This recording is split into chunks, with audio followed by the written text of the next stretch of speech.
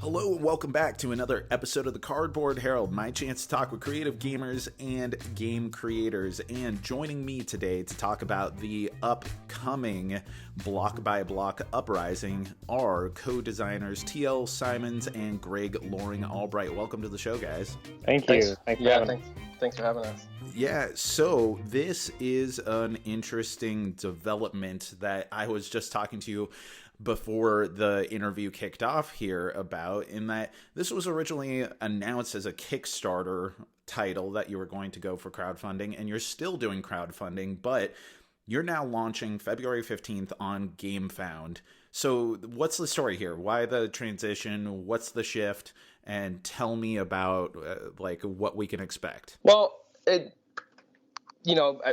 some of your listeners probably know, in mid-December, Kickstarter announced in a very strange kind of PR speak announcement that didn't really give any solid details that they were transitioning the entire Kickstarter crowdfunding platform over to blockchain and sort of becoming part of this crypto world. And they gave some vague reasoning in terms of how it was going to help creators, blah, blah, blah. But none of it really added up. And to this day, we're recording this in mid-January. There's still no real details on what that means, why that decision was made. And people were rightfully upset about that. And both for reasons in terms of environmental concerns around the impact, the intense, wasteful impact of blockchain technologies and crypto in general. And that, why should this platform for, allowing indie publishers like ourselves to be able to put out games online, put out all kinds of projects using crowdfunding. Why does that need to be connected with this, this technology that people are understandably upset with on an environmental level, but also that it's a financial speculative bubble in terms of the entire crypto economy. You could think of it almost as like a gigantic mid-level marketing scam in some ways. And so when we heard that and we saw people kind of upset about it online, we thought, we've put out of Order Games has put out 2 previous editions of Block by Block using Kickstarter, and that's worked well. And we wouldn't have been able to do it without that platform, without crowdfunding in general. But now there's other options out there, and Gamefound is a really exciting one. So when we saw that Kickstarter was making this move, and that a lot of the people that we respect on, in board game Twitter and elsewhere were really calling Kickstarter to account. What are you doing? Why is this happening? Why is this important? And Kickstarter has no response to that. We said, we're going to make a move right now. We want to hold Kickstarter accountable by bringing our crowd and our project to a different platform. And luckily, Gamefound is super viable. It's in a sort of late beta stage right now. But there's a lot of, in terms of, it's a platform that was built specifically for backing tabletop games. So it's actually a lot better in terms of the interface. There's a built-in backer kit, or built-in pledge manager. So there's a lot of things that are great about it, but it's newer. It's a bit of a risk for us, but Block by Block is a political game, as you know, and there's different ways that we've tried to embed those kind of politics in the process of making the game. Whether it's we've always released free print and play files of every edition. We're going to do that with Block by Block Uprising, this 3rd edition. We've always manufactured and printed in the United States, and now we're also adding on to that we're gonna take part in this.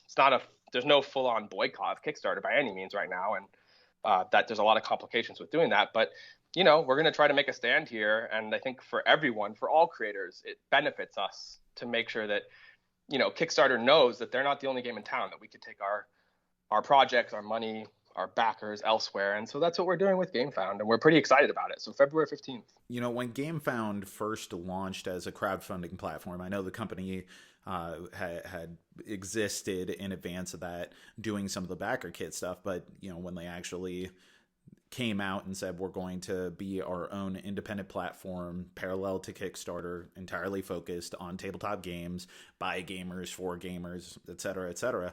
I had Carla Kopp from Weird Giraffe Games come on and just kind of talk about what would be some of the advantages or disadvantages of using one versus the other, and what are the people who are immersed in the industry side of tabletop games, perspectives on this? And one of the biggest hindrances at the time, and this is months ago, and especially before there was this potential ethical concern associated with Kickstarter,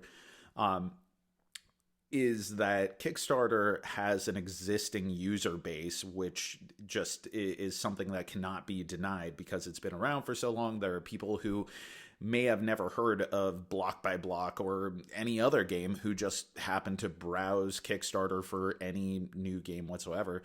Like, what's the potential concern of loss of, that traffic that just kind of discovers you through the platform itself? And like, aside from coming on to podcasts such as my own, what are some of the techniques that you're using in order to spread the word and maybe counteract some of that loss of eyeballs on the project? Well, in some ways, I'd say let's check in about this in a month and a half after the campaign. I'll give you the full rundown of what actually worked and what didn't. I think in some ways there's just going to be an inevitable hit that we're going to take by jumping over there. There is some of that traffic you're talking about that just exists within Kickstarter.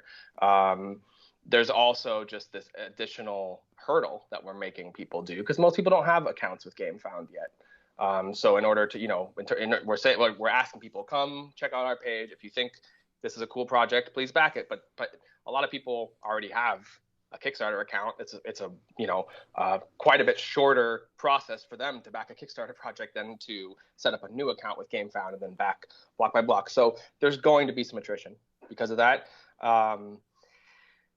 In terms of what we're doing to counter that, I mean, honestly, like you said right at the top of your question, like we're coming on to shows like this. We are doing as much outreach as possible. We're working with Brennan Noonan at Quillsilver, who's wonderful in terms of an expert in terms of crowdfunding and marketing tabletop games. And that's been super helpful and insightful in terms of how to get this out there.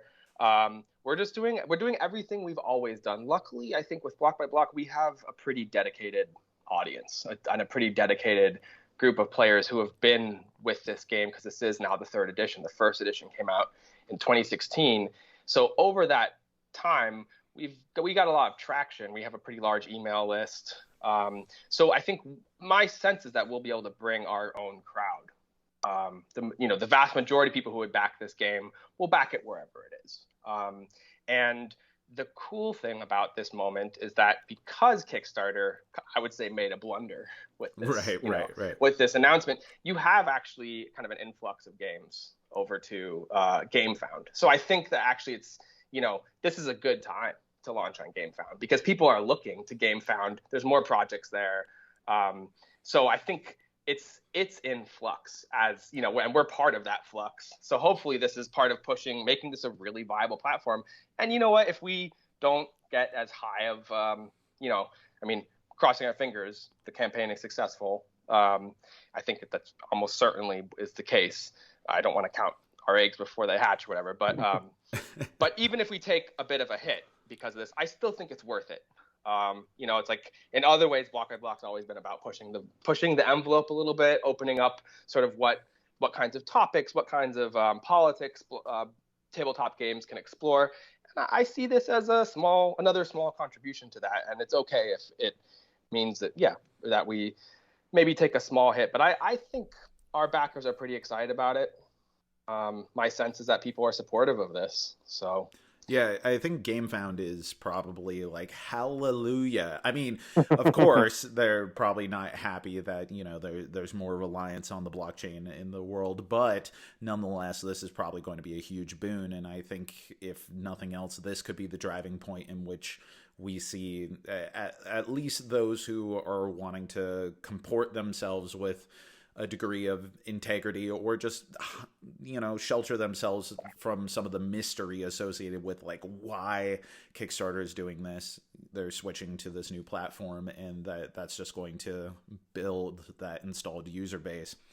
So let's talk about the game itself. I mean, as you said, this is the third edition of the game. Uprising is here. And I know that TL, you, as Out of Order Games, have, delivered the first two editions of this game. When did Greg come into the picture? Like, what's the story for this new third edition, and why would people want to get a third edition rather than just making more of the second edition? Yeah, I've been a fan of Block by Block since the first edition. And so, I went to PAX Unplugged. I think it was 2019, maybe 2018. 2018. And TL was doing a demo of the second edition. And I saw it and, put it on my calendar of like, this is one thing I'm definitely going to do at PAX. So that's where we met in person. We had corresponded via email about some research stuff I was doing that I didn't end up going anywhere with it, but we had a great conversation about Block by Block via email. So we were sort of acquainted beforehand. Greg, just to throw it out, Greg is an academic who studies games, right? Yes. Yeah. My PhD dissertation is on tabletop games and their digital adaptations. So I'm always like approaching games from multiple angles. And so that's how I first got to know TL. I was like, oh, Block by Block, super interesting, doing things in the board game space that are not very common. And I loved it. I had played the first edition and I backed for the upgrade kit for the second edition. And so to get to meet in person and hang out and just like play a little demo Block by Block, second edition was great. And then after that con, due to other things going on, TL moved to Philly. And so we ended up being a part of the same playtesting and game development group. And so when the time came to start thinking about, second edition was sold out, TL wanted to put together a project to get the game back on the shelves. And we initially started talking about co-designing an expansion, and one thing led to another, and that became Block by Block Uprising. Yeah, and we, like Greg says, we approached this initially as we thought we were going to reprint the second edition and then add an expansion on top of it. The maelstrom of 2020 and all of its various manifestations definitely, like, in some ways delayed that process, but also kind of allowed it to incubate longer. And so many things happened during that time, things that are directly relevant to the game. It's a game about, it was originally conceived in 2010, inspired by the various types of protest movements and popular uprisings at that time. And then each round of work on it, the first edition in 2016, second edition in 2018, has been inspired by a successive wave of these revolts and struggles. And of course, 2020 was one that right here in the United States we saw on an unprecedented level. And so I think there was a way that we took, it wasn't just what was going on out there in the world, it was also our own internal process, but we sort of folded back in everything that was going on around us back into these ideas that we had been percolating.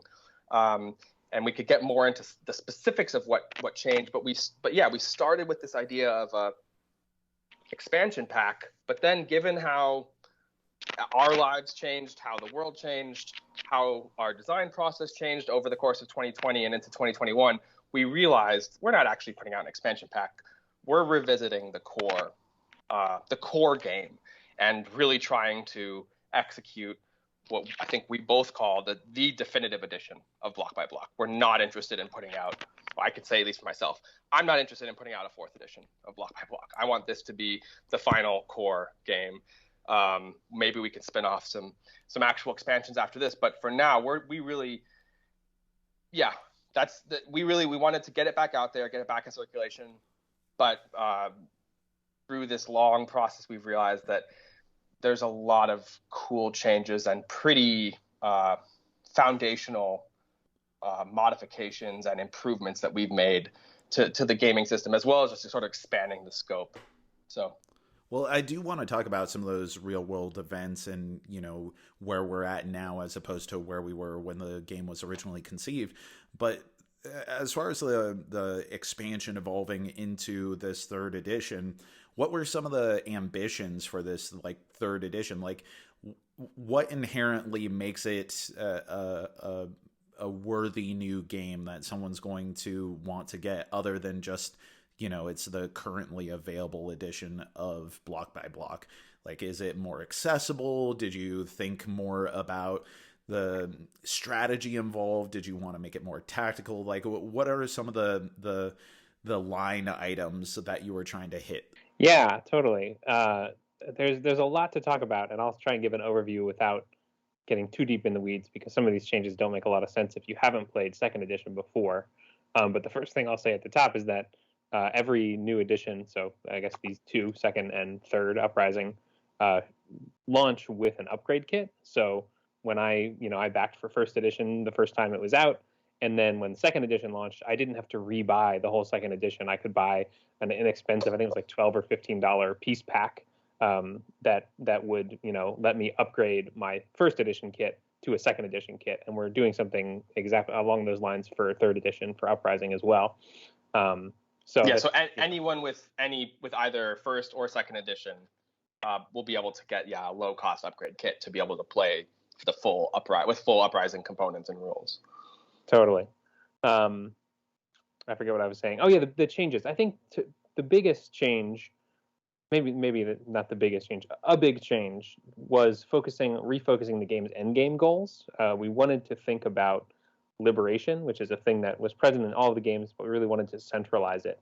And so in first edition, you had to build occupations in all of the state districts on the board. There are 4 districts that are controlled by the state, and they start with a lot of police in them. And so they're these really hard places to get into. And then in second edition, there were a couple different goals that you got on a card, but they all sort of centered around occupying your own color districts. There's 4 player colors. And for this third one, we decided to make it not just about building an occupation somewhere, but actually about liberating that district.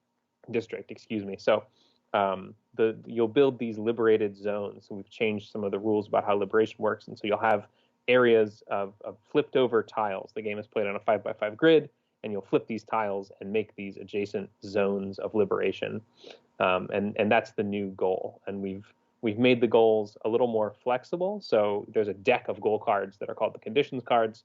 You start with 1 face up, but you have to draw more. Every player has to do 1. And so you'll have to draw more as the game goes on. And that will give you a sort of sense of your strategic path to victory. And it really changed the game. We had to rework the whole police AI because they weren't able to respond to this new way of playing block by block. So that's one of the big things that for me sets it apart as like, this is a different game. It's not just a tweak to the core systems, although a lot of the core systems are still intact. And and like Greg said, like that's the kind of guiding principle that has taken us all the way from the working on, a rough draft of or rough prototype of a expansion back in 2020 all the way up through our more intensive design work in this past year in 2021 was always this idea of players should be the goal of the game should be building and defending liberated zones in the city. And as you expand those liberated zones and build barricades to defend them and push the police out of your liberated zones, that's both mechanic on the board, but also in terms of just thematically, that's how you win the game. That's how the players advance their specific uprising that they're playing, around the table in that specific setting. And for us, I think we really wanted to, block by block is it's like a tactical, it's a game of like street tactics. There's a lot of clashes with police. There's little melees. There's building barricades, occupying buildings. It's a lot of it takes place in kind of a street level tactical situation. And in some ways, it's almost like a kind of war game. In some ways, I mean, it's most people play it fully co-op. You can also play semi-co-op, but it's almost like a co-op war game where all players are sort of playing against this adversary, which is played by the game by sort of like a cardboard AI deck of cards, and that's the police. So in some ways, it's a game about physical conflict. Like it's about you got to push the police out. You use Molotov cocktails, things like that. But we really wanted to also focus on how, in some ways, it might be sort of less spectacular, but in terms of these struggles in the real world, the most important thing, or sometimes the determining factor in terms of their success, is it's more about the positive side of their project. What are they creating? What are they building? What kinds of new social relationships are coming out of those struggles? And for us, this idea of liberation in the game is really the way to sort of represent that. So if anything, the game sort of pushes, it takes a little bit, it takes a little bit of a different. It doubles down on the core ideas of Block by Block, but it almost like takes them a little bit farther, where it's not just like the one night or 1 week clashes with police in the street. It's also Block by Block Uprising, this latest edition. It's also about like building something, or at least the beginnings of like what is this alternative liberated city look like? What do you do after you've pushed out an oppressive government? What do you do afterwards? And so we've also incorporated new mechanics like mutual aid networks. This is a new thing. There's a different way that you can sort of generate resources in Block by Block Uprising. It's more, I won't get too deep into the specifics of the mechanics, but there's this new idea, and there's these mutual aid centers, and you can share sort of the resources with other mutual aid centers. It's a really interesting mechanic, but it's all part of this sort of matching the kind of street fighting, street clashing side of the game, which is still 100% there, but matching that with also this sort of like this positive, constructive side of a revolutionary project. And so that's kind of been something that's guided us through this entire process. But there's so many things also in the game that are new. I mean, we've overhauled the action system, so it's like we've basically streamlined it and made it so that players can. We both streamlined it and also made it much more strategic. There's deeper strategy, but there's actually sort of less friction involved in how you take actions in the game versus previous editions. And one of the really cool things about that is it allows players to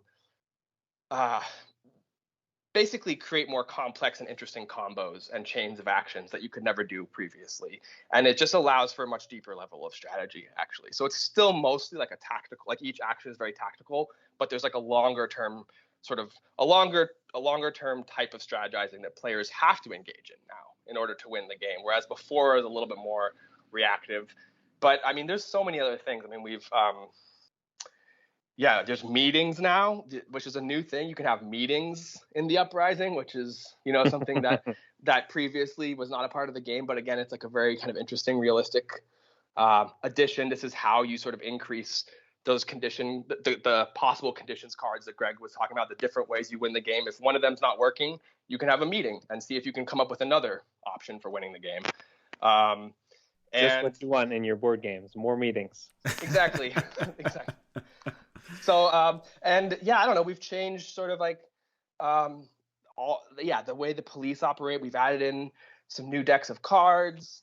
There's now like a kind of choose your own adventure system with like multiple options. Every time you liberate a district in the city, you get this, like, you pull this card out from under the district tile, and it gives you this, like, sets the stage of this little mini story that then gives you multiple options. So there's a lot of new content and new stuff going on, but the overarching sort of narrative is this one of liberate the city, and what does that mean? How do we represent that in gameplay? And that's been our guiding sort of, the axiom that's guided us through this.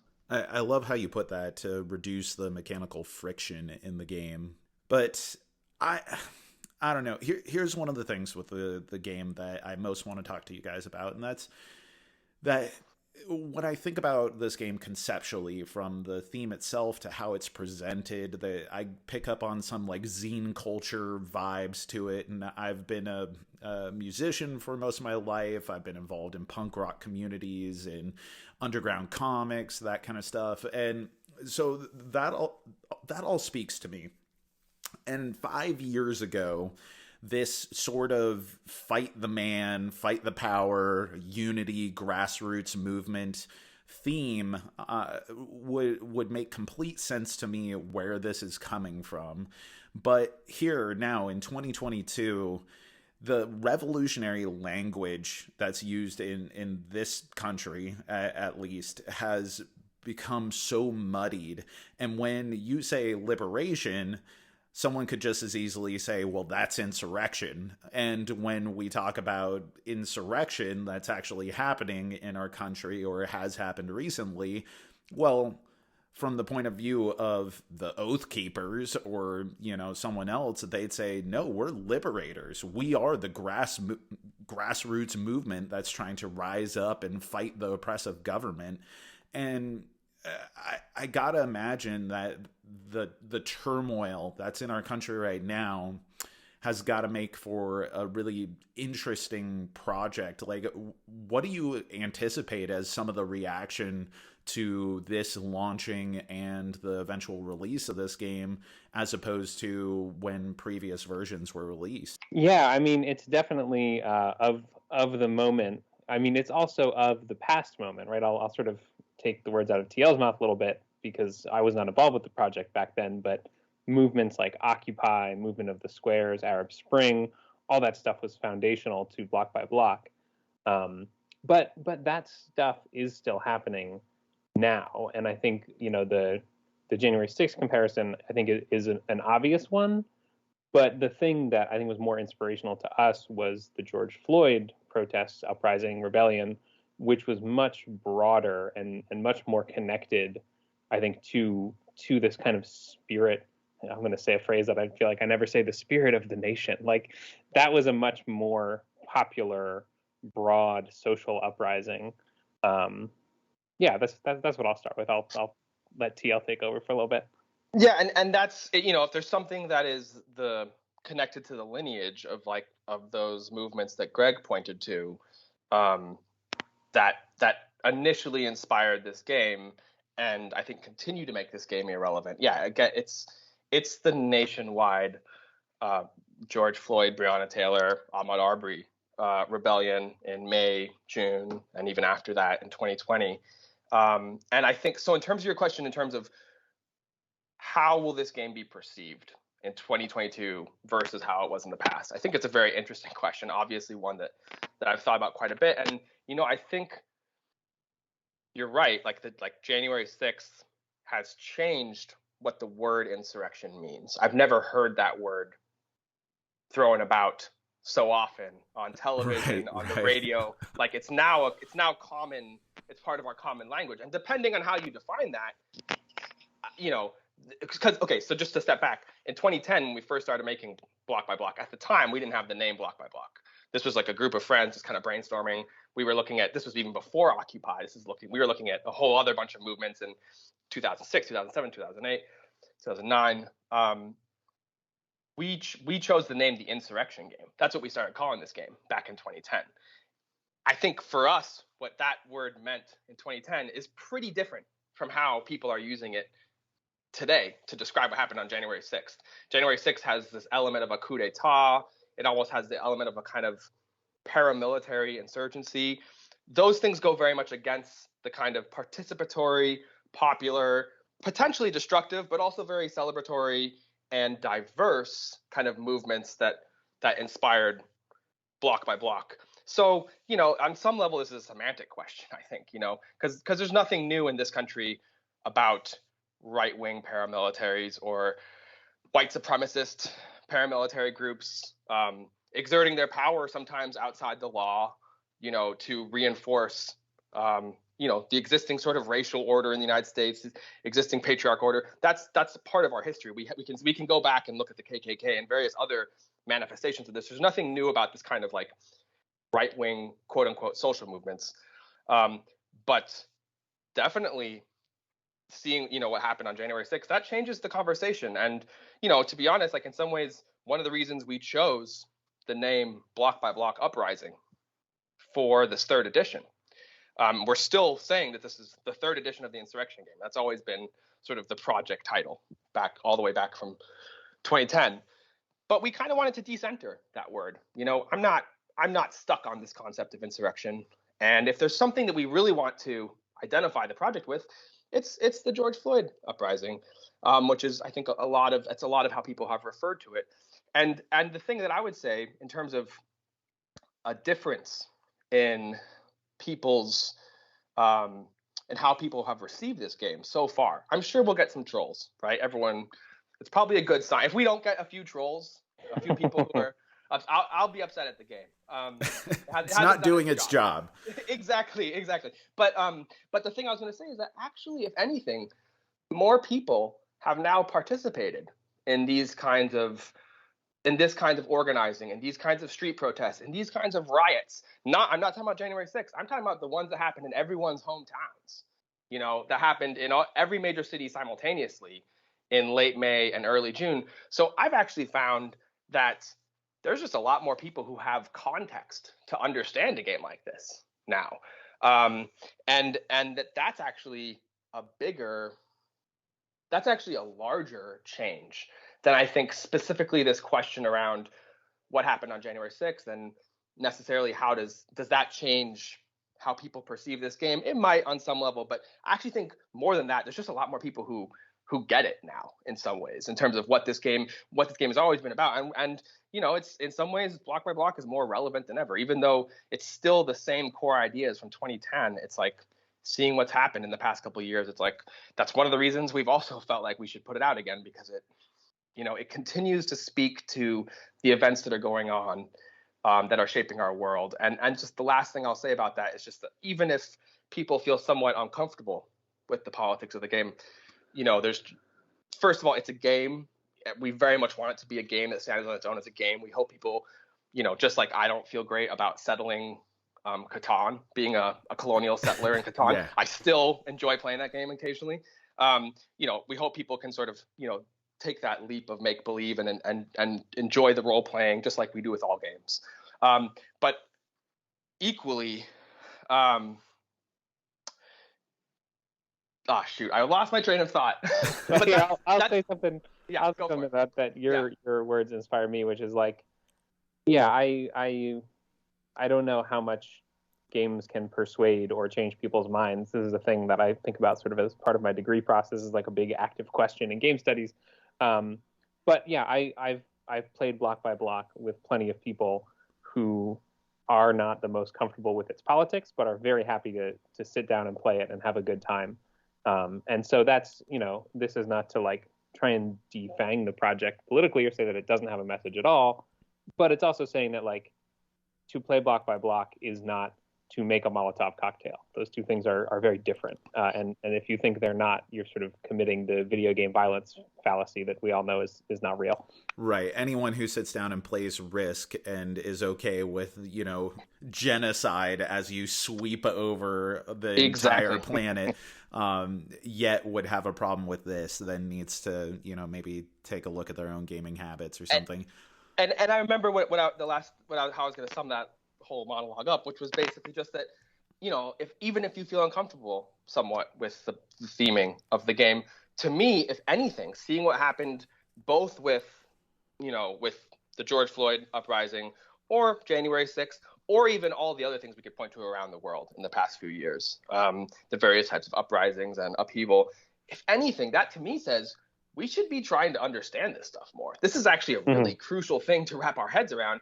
And part of Block by Block has always been basically, look, we have this medium of tabletop games. It's actually a pretty awesome way to explore these social dynamics and these events. It's actually a wonderful way without being overly didactic, right? We don't have to tell you what to think, but we can set up the system and say, you can play this out and see the arc of how these events unfold, the kinds of important choices that people have to make.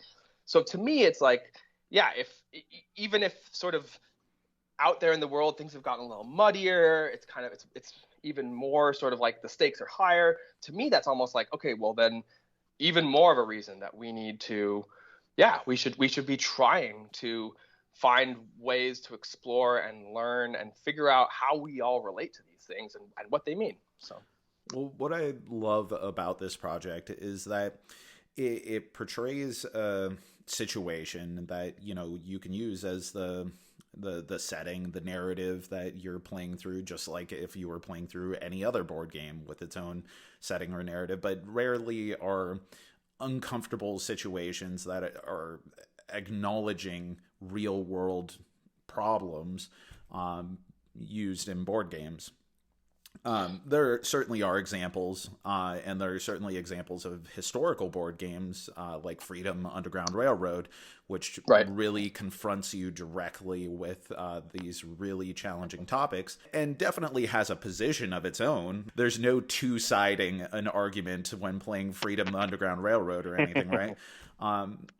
But the game itself, it's not ambivalent, but it's also not having an agenda to like tell you need to think a certain way. It just wants to pose a question and then have you react to it while also playing a damn good game, which is what Block by Block is doing. It's a really solid game. It's going to be enjoyable by a ton of people, but it's also going to ask them questions or maybe challenge assumptions, or at least let them empathize with certain hypotheticals in a way that they might not otherwise be confronted in their media. One of the things about tabletop games that makes them so special is it directly puts you into a situation with a level of participation that other media doesn't necessarily do.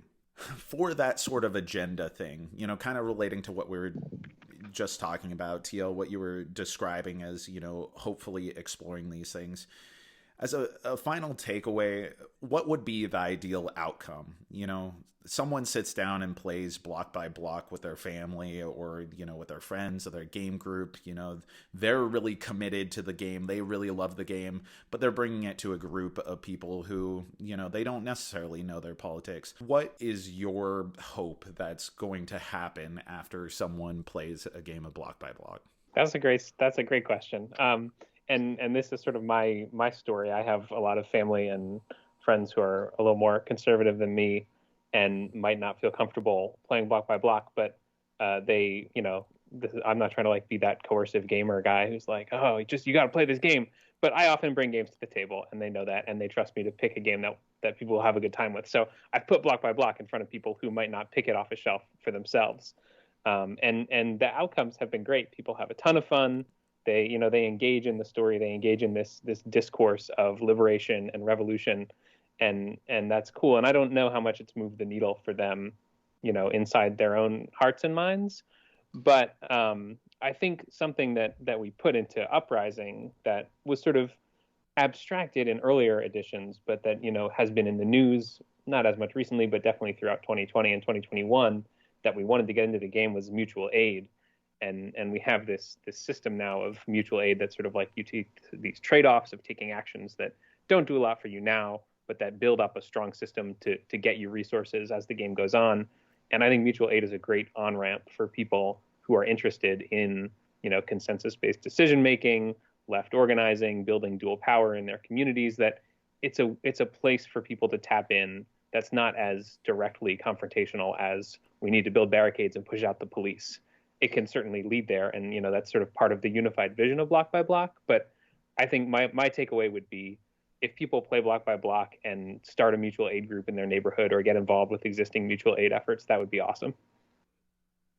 Yeah, I think that's a great one. I mean, I think one of the great things about tabletop games is sitting down around the table with other people and having that, even if it's a competitive game, having that sort of cooperative experience. You're all agreeing to play this game together. You're all exploring the system together.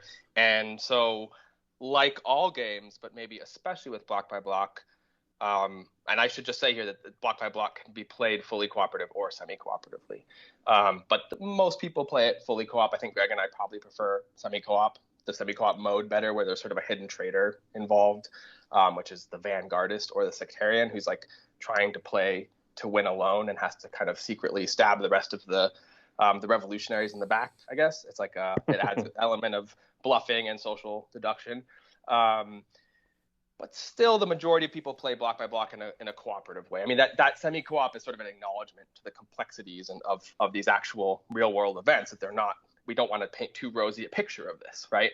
But still, for most people, the experience of Block by Block is a cooperative experience with other people, coordinating efforts, standing in solidarity with each other, taking risks together, and hopefully like changing stuff together. And so, you know, I always like to say like solidarity is our most powerful weapon. It's a line, it's a chant that comes out of Greece. It's been echoed in all other kinds of movements around the world. But this concept of solidarity, of cooperation, these are the kinds of, at the end of the day, these are really what Block by Block is about. There's definitely street fighting, there's conflict, but the game is about cooperative problem solving, organizing with other people. And I think in some ways that's what tabletop games are about. In many ways, is about us all sitting down together and learning how to do stuff together and figuring out puzzles and systems together. So I mean, I want to get the best. I want people to have the best version of that experience possible. And in a broader sense, this is what I've always hoped Block by Block would be, is that it's part of a movement within games, within tabletop games, that expands the scope of subject matter and and themes that games can explore and that we can use games to explore. So I hope people who play Block by Block, people who are interested in game design and stuff, it inspires them to make games. And it pushes the whole genre forward. You know, I think we're still in hopefully the early years of this sort of medium, this art form, you know, and I hope that Block by Block is a part of expanding the possibilities. Well, it sounds like a hell of a project, and I'm really looking forward to seeing, if nothing else, grabbing some popcorn to see what some of those troll questions are, you know, the attacks on BGG, seeing what some of the comments are on the project. I mean, that's going to be exciting on its own, but I think that the overwhelming support is going to be in your favor. This is such a cool project. It asks a lot of questions without directly giving answers. And I think the idea of unity, collaboration, and just revolution for a better world for not just one group, but all groups. Right. And you know, the positive progression of society is something that is a really worthy thing to capture in the theme of a board game. And it's a very interesting theme to have in a world that is currently dominated by only a handful of different subjects. So Greg, TL, thank you so much for coming onto the show. Everyone in the audience, be sure to pay attention to Gamefound coming up on February 15th, Block by Block Uprising. Thanks again for coming onto the show, guys. Thank you, Jack.